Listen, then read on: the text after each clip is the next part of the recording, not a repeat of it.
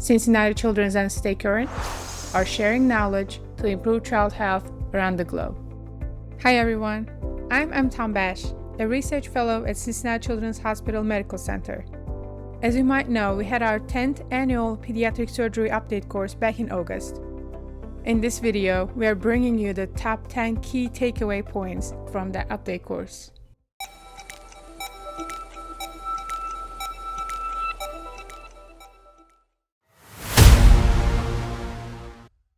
Okay, starting with number 10. This is from our updates on gastroschisis feeding protocols.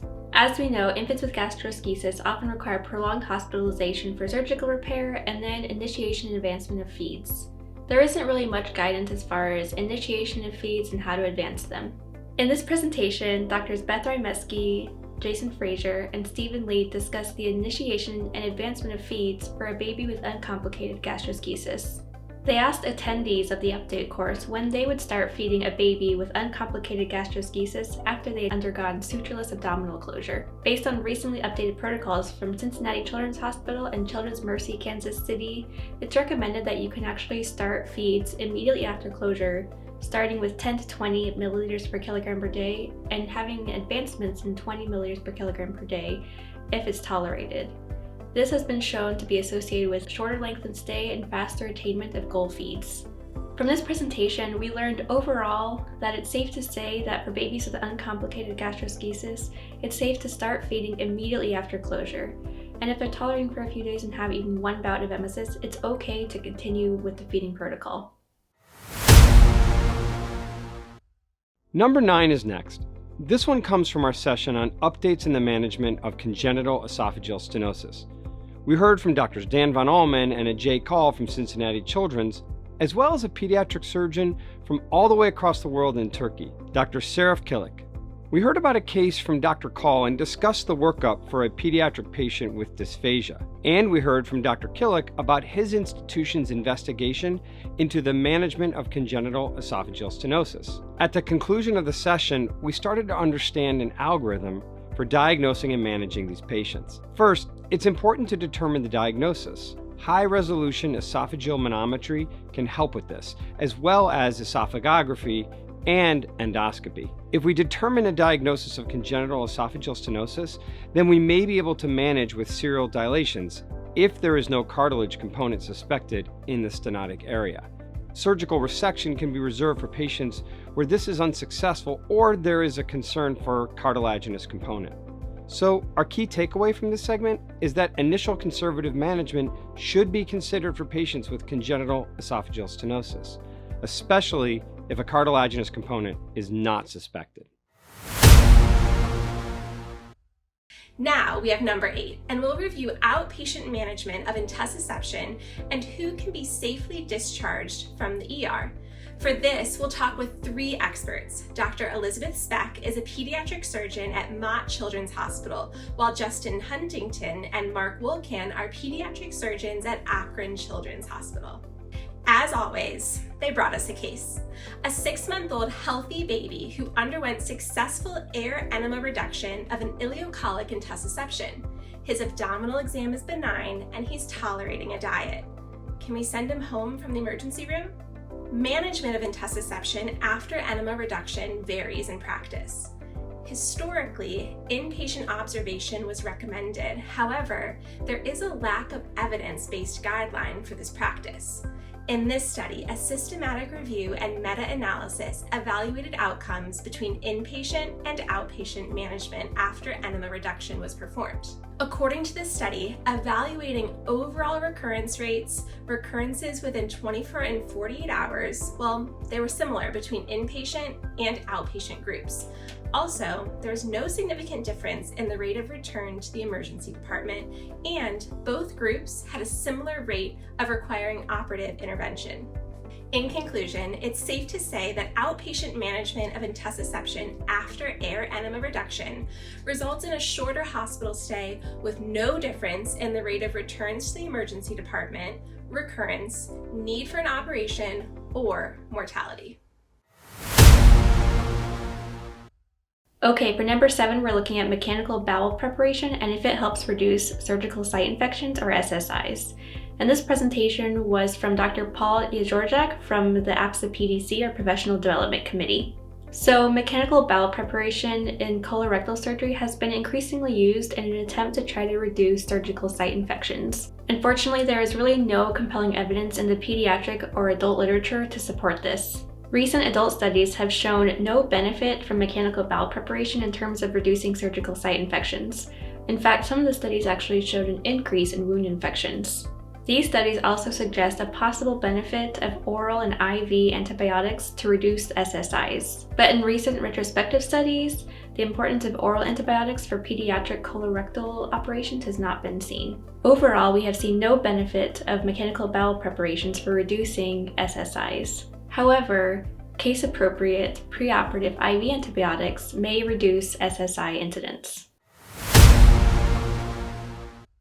Now we have number 6.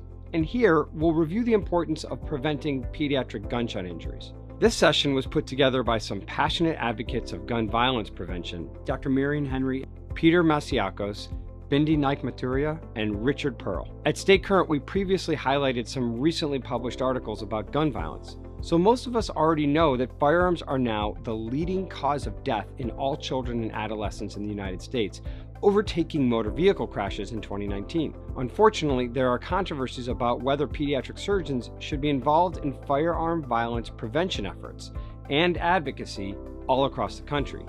We believe as pediatric surgeons that we need to advocate with protecting children's health and well-being, no matter what the topic is. There is a lot to do on different levels depending on how much we want to be involved in. For example, looking up our own state bills that support smart gun laws, discussing safe gun storage with our patients and families, and supporting promotion of background checks.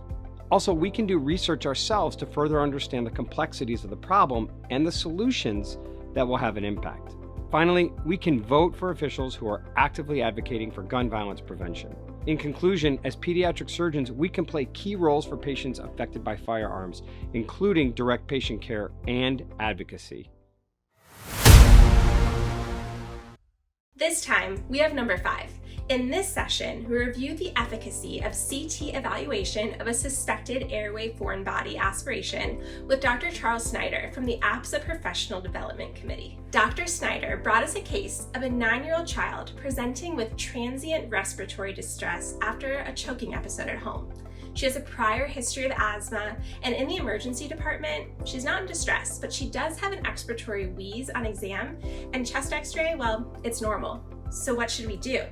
Unwitnessed foreign body aspiration can be challenging to manage, and there's often a significant amount of stress surrounding the episode. Many items are not radio opaque, and so they can't be seen on plain x-ray.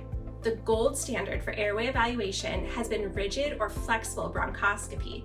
However, there are risks of negative bronchoscopy with subsequent airway compromise. So CT bronchoscopy has been proposed as an adjunct in cases of children without obvious respiratory distress. A low-dose, non-contrast CT of the chest has a high sensitivity and specificity for identification of airway foreign bodies. This can also avoid the cost and resources of taking a child to the operating room for a non-therapeutic procedure. Okay, we're getting close to the end of the list. For number 4, we're taking a look at laparotomy versus peritoneal drainage for necrotizing enterocolitis. This topic was actually discussed at 2 sessions at the update course. First by Dr. Jose Campos in his presentation on the top publications from non-pediatric surgical journals, and second from Dr. Paul Yajorjak from his presentation as part of the APSA PDC updates. This was the largest study looking at initial laparotomy versus peritoneal drainage for patients with NEC. At 20 U.S. centers, they looked at combined death or neurodevelopmental impairment in patients at a corrected age of 18 to 22 months. According to the study, death or neurodevelopmental impairment occurred in 69% of patients with a preoperative diagnosis of NEC who underwent initial laparotomy versus 85% of those who underwent initial peritoneal drainage. A prospective randomized cohort study from the National Institute of Child Health and Human Development showed no difference in overall survival, but did show improved long-term neurodevelopmental outcomes. Long story short, we can say that for infants with necrotizing enterocolitis, initial laparotomy may be associated with less neurodevelopmental impairment and improved outcomes for extremely low birth weight babies. Here we have number 3, and this time we'll review the importance of implicit and explicit bias with Dr. Craig Lillahei from APSA Professional Development Committee. Dr. Lillahei brought us a case from this publication. In this case, a black intern was being identified by a parent as a custodian, and Dr. Lillahei asked us what we should do. Say nothing to the parent? Talk to the intern in private and apologize? Speak up and correct the mistake? I know this is a tough conversation to have, and it's nearly always out of our comfort zone. But racism and sexism that manifest as microaggressions are commonly experienced by members of minority groups. Individuals from minoritized groups are often left in a quandary, weighing the potential benefits and risks of addressing the comments. Placing the burden to interrupt bias on our marginalized colleagues is unjust, and such microaggressions can harm trainees' performance and sense of belonging. You may say that doing nothing or only speaking to the subject in private makes us a bystander and sort of part of the problem. Bystanders can and should make an effort to become upstanders, which means bystanders who respond with action. We should all learn how we can decenter ourselves and our discomfort and leverage our privilege to interrupt microaggressions.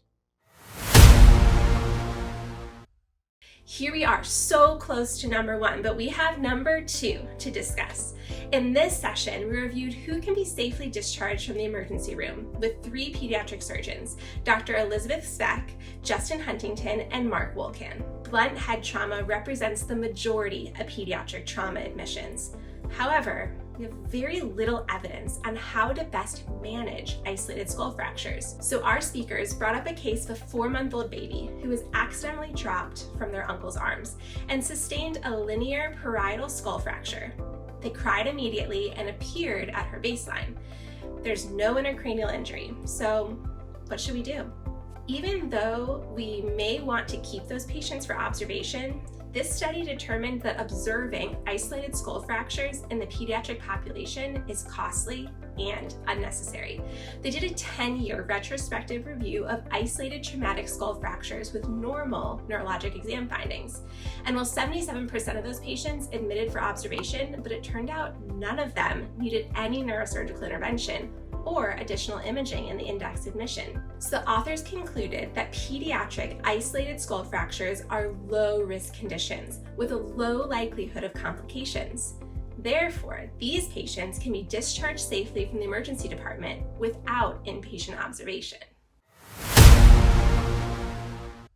Okay, we made it to number 1 for the top key takeaways from the 10th annual Pediatric Surgery Update Course. Thanks for sticking with us. Our number 1 key takeaway has to do with the antibiotic treatment for complicated appendicitis. This topic was also discussed at 2 sessions, the first one being Dr. Jose Cambos' presentation and the second from the APSA PDC updates. The IMPACT trial was a multi-institutional prospective randomized trial looking at the antibiotics for perforated appendicitis in children. They looked at monotherapy with piperacillin and tazobactam versus combined drug therapy with ceftriaxone and metronidazole. The primary outcome was 30-day post-operative intra-abdominal abscess rate, and the patients taking piperacillin and tazobactam had a lower incidence of intra-abdominal abscesses, lower usage of CT scans, and fewer ED revisits. They also didn't have an increase in antibiotic usage or increase in antibiotic-related complications. In conclusion, we can say that monotherapy with piperacillin and tazobactam has been shown to be associated with decreased incidence of intra-abdominal abscesses after surgery for patients with perforated appendicitis. Thank you for watching this video. Please follow us on social media, give us a rating, and subscribe to our YouTube channel. And don't forget to download our Stay Current app on App Store or Play Store for more content. Cincinnati Children's and Stay Current are sharing knowledge to improve child health around the globe.